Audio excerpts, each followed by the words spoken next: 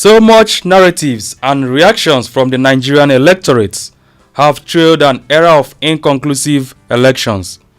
The Kogi and Bayelsa state governorship elections conducted in 2015 were an acid test to the newly appointed chairman of the Independent National Electoral Commission (INEC), Professor Mahmood Yakubu.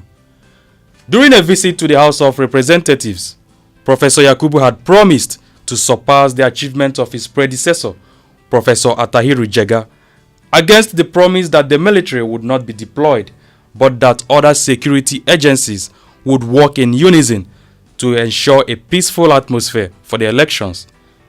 The report, which trailed the Bayelsa state governorship elections, was far from these promises, as the presence of heavy military personnel was noted during the elections. The recent senatorial rerun elections in Rivers State and the Abuja Municipal Council election was a far decline. These elections were declared inconclusive and supplementary elections will have to be conducted. So far, the narratives on the conduct of the recent elections under INEC's current leadership have put a question mark on its ability to conduct a free, fair and credible election in the coming years.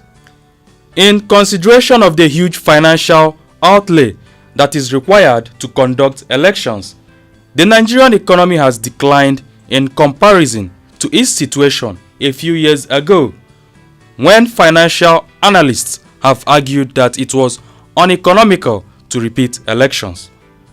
On the other hand, electoral candidates devote tremendous amounts of personal efforts and they also commit hefty financial resources towards campaigns. Now, the price of oil, which is the mainstay of Nigeria's economy, has fallen from $115 per barrel to about $40 per barrel. Most of the federating units and other organs of the Nigerian state has been rendered bankrupt. One may ask, why the huge cost of repeating elections in the constituents where they are being cancelled not given a strong consideration and therefore serve as a deterrent to incompetence on the part of the nation's electoral body, INEC. For many analysts, INEC, as constituted by President Buhari and chaired by Professor Mahmood Yakubu, is a threat to democracy.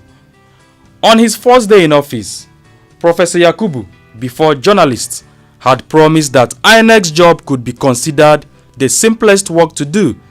Yet in every other election conducted under his watch so far, all he could only come up with are tales of inconclusive elections.